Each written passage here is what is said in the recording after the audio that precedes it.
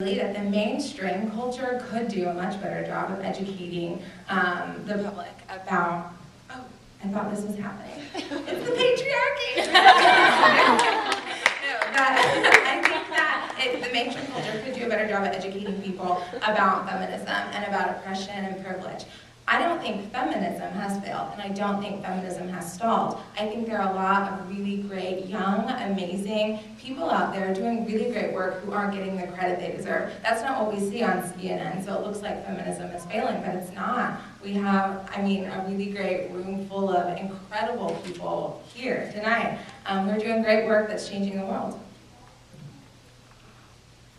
I think feminists need to do a better job of conveying the fact that we do not live in a post-feminist society.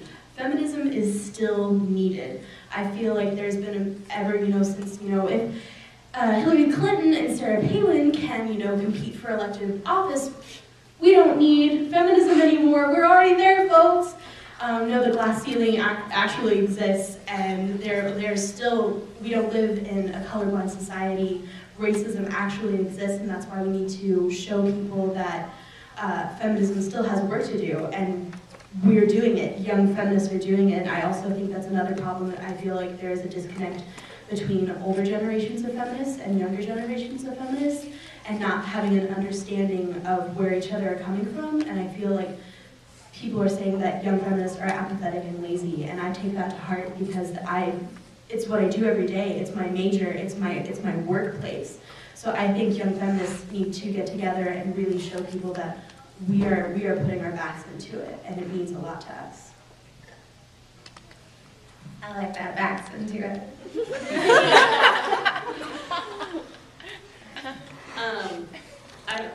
I'm taking this one as almost for me, but I'm actually going to give probably a somewhat bristling answer. I think that as feminists, we are totally doing the work and the media is not showing it. Agreed.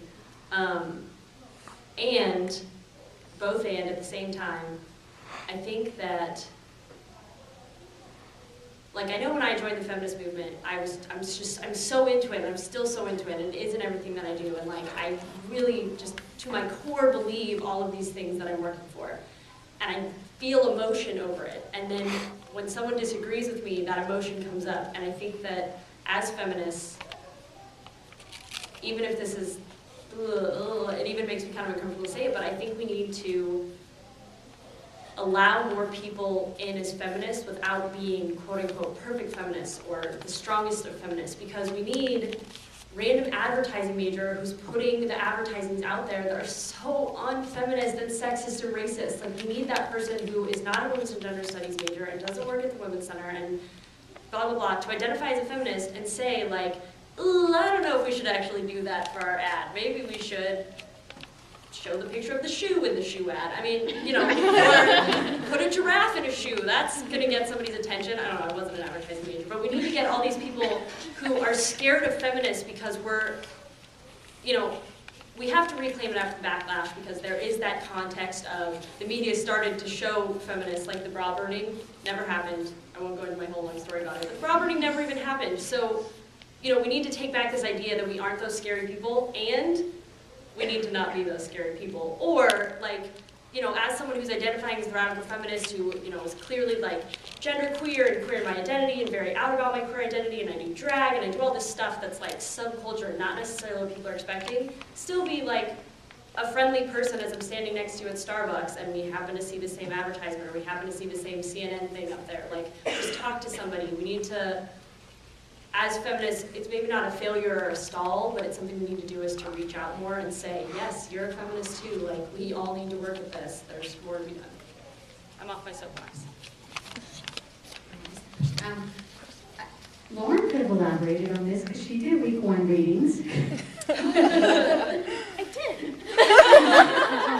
I'm in her class. I'm not getting and there's a little more history here in terms of the backlash. And that has been conservative commentators, and I'm going to just say it, like Rush Limbaugh, who talks about the feminazis and all the scariness, that I don't even think is really out there. I mean, I've heard these things before, and then when I ask people, well, did you actually go listen to a feminist and hear those diatribes? No, but I know that's what they think. Oh, okay. And so I think that it's really this kind of image that has been portrayed in our media about what feminists stand for, or that they're angry or scary. And yeah, feminists can be angry. It's all right. We have things to be angry about. There's nothing wrong with being angry.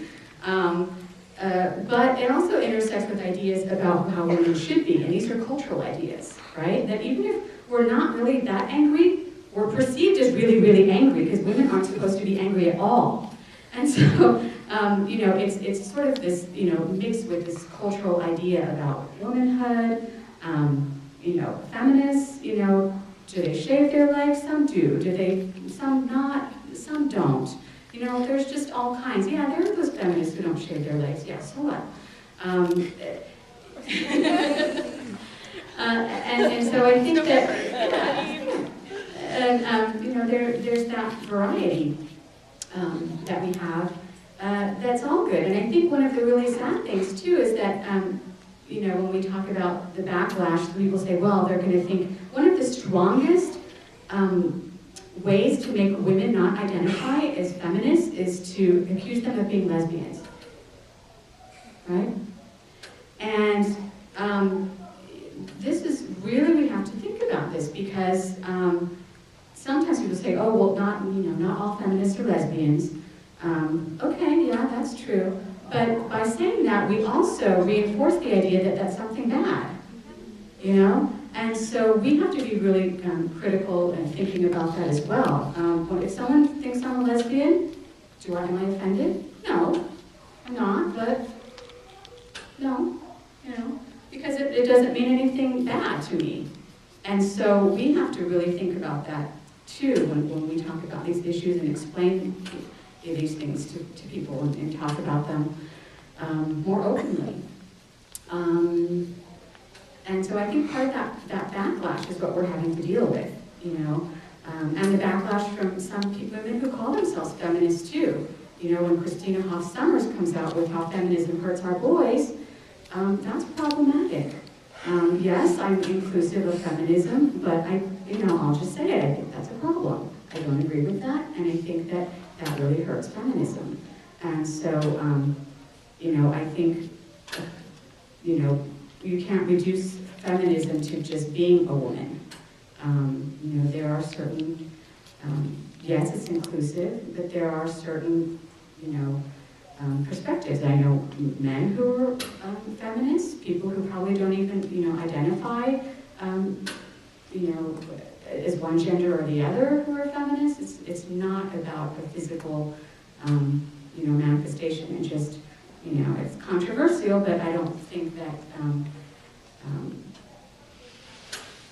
just being a woman, and that seems to be something that's very popular right now, equals feminism. So, there, I said it. There's so much brilliance, I can't even tweet fast